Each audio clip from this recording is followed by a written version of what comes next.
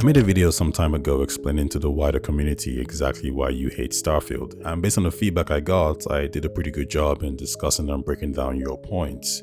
I was able to do this quite easily because a lot of your garbage ass arguments were not grounded in good reasoning, just a desire to hate, complain, moan, too much this, too much that, too much woke. And don't misunderstand, please. I'm not talking about those of you with actual genuine concerns, those of you who pointed out the frame rates, the experiences from previous Bethesda games, those of you offering valid critique and embracing a wait and see approach. I'm talking about the next biggest disaster crowd, walking simulator boys and girls. These are the guys that made Fallout 76 crew, and the ones showing pessimism because they haven't seen enough of the story, and apparently that's a flag. Nonsense. The No Man's Skyrim people. Rubbish. But if you're to ask me what my main concerns were, I'll tell you. Let's go. Let's talk story. I expect Bethesda to excel and succeed at doing what they do best, which is creating a rich universe for you to explore and get lost in. I expect the world building to be some of the best we've seen, with artifacts, journals, and audio logs adding weight to this game from a lore perspective. I expect many of you out there will get completely lost in this game for many years to come. And from a story perspective, I expect a competent to a good story. Maybe not great, but competent or good. My main concern, however, is the actual writing. Bethesda isn't particularly known for this, but some of their fans will point you to some standout moments in Fallout 4, such as the Silver Shroud, the Devil's Due, or the Far Harbor storyline. And similarly, you can generally find the same responses for Skyrim, with fans singling out specific companions and story points that were well developed in both games. However, these are far and few in between, and the general consensus is they're not great in comparison to what you find from a CD Projekt Red or a BioWare game. Which is actually fine, because every studio has its strengths and weaknesses. You're not playing a Bethesda game to get a BioWare experience, and you're not playing a BioWare game to get a Bethesda experience. And if you're expecting to get a combination of both, then that hype train is on you. Basically, what I'm trying to say is keep your expectations in check. But the question is, by how much? Fallout 4 released 7 years ago, and by the time Starfield drops, that'll be 8 years. With all that time, I believe some fans expect a certain level of improvement. Maybe nothing too drastic. Like, I don't think Bethesda fans expect Starfield to win any writing awards, for example. But they should be able to differentiate Starfield from Bethesda's previous works in the story department. And I think that's a fair critique. Now, I don't want to say this is an easy fix, because clearly a lot of games fail on this very point, but I also believe Bethesda has the resources at hand to get around this. One of the reasons Mass Effect fans are a bit more excited about the next installment was due to the announcement of Mary DeMalle joining the BioWare team. Now, there's no new hire at this level from Bethesda, and clearly they could have gotten someone like Mary if they really wanted to.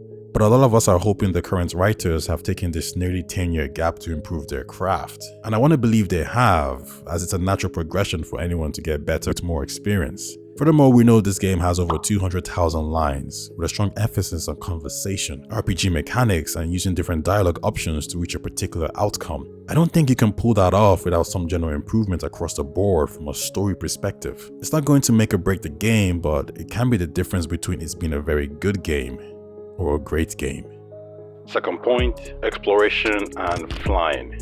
For a lot of you out there, exploration is the bread and butter for any RPG game, and Bethesda handles this remarkably well. As soon as you get to that step out moment, you're free to explore and do whatever you want. That's just a hallmark of a Bethesda game. My main concern here is the mechanics used to explore the settled systems and its 1,000 planets. When it comes to land-based exploration, we know walking or running will be an obvious feature, and there might be an off chance we might get a rover or the ability to mount a new species, which is just me speculating. My main issue here isn't grounded exploration though. Flying, however, is the wild card.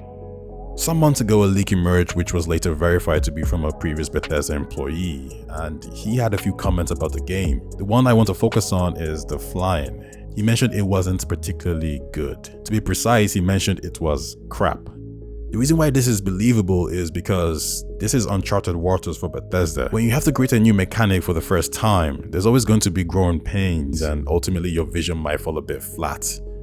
Let's take CD Projekt Red for example. The writing in The Witcher 3 was enjoyable, yes, it was enjoyable enough. It got the job done and I felt I was part of the world traversing through its planes. Now you asked me how I felt about Cyberpunk and I'll tell you it was a mixed bag. It was quite clear CD Projekt Red struggled with implementing driving mechanics in this game, and if a large portion of your game is going to be about exploring, then I feel Bethesda really needs to get this right. Which means Bethesda needs to make the flying as fun and interesting as possible. If you're using fast travel a lot in this game, in a game that's primarily about exploring due to lack of interest or being annoyed at the flight controls, then there's something wrong. But I do think there's some hope, and I say that because while the other sim and space games don't necessarily have great flying controls themselves, Bethesda can learn from their experience and see what worked for them and what didn't. Next point, gameplay and combat. I never picked up a Bethesda game for its gameplay, same way I didn't for Mass Effect or The Witcher. So with that admission, you can already tell this isn't going to be a crucial element for me. But I do believe the sum of its parts is extremely important. In the Why You Hate Starfield video, I mentioned how the gameplay looks standard and generic, which still holds true. I also mentioned how the jetpack's inclusion in the game has me somewhat excited because it's essentially giving you options on how to approach combat, which makes the game a lot more dynamic. But for some of you out there, the gunplay left a lot to be desired, with no major or vast improvements from Fallout 4. And that's a valid critique. I think that critique is even more valid because Bethesda has access to id Software, 343 aren't Arcane. So why does it look like this? How much liaising occurred between these studios?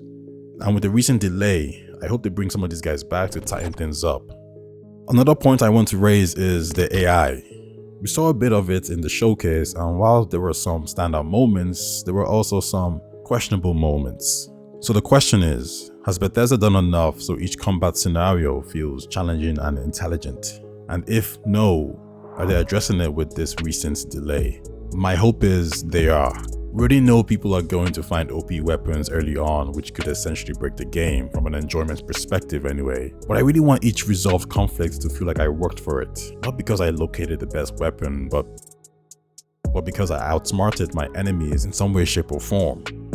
AI is something all devs struggle with, but I'm hoping this game would have one of the better ones out there. And my next point, is this it? Is the combat loop just guns and jetpacks? Is that enough? Because special abilities really added to Andromeda's gameplay, being one of the standout parts from a poorly received game. Guns silence, guns blazing, or choosing to wage cyber warfare really made the gameplay moments in Cyberpunk enjoyable. And it's that diverse range that can add longevity to a game. And one game that did this really well was Skyrim. Just look at the abilities and builds people have made over the years, amounting to countless replays. Healing Hands, Resurrection, Illusion, Raise Zombies, Freeze, Firebolt, Stone Flesh. Can we get these abilities substituted for Barricades, Strip Mines, Overload, Assault Torrents, abilities to hack into the enemy's Vasco? How about disabling certain enemies' oxygen tanks? And for many of you out there, maybe that's just too much. And that's fine, this is just one of my minor concerns when it comes to the gameplay loop. Anyways, with that said, I don't believe this game will be judged on this.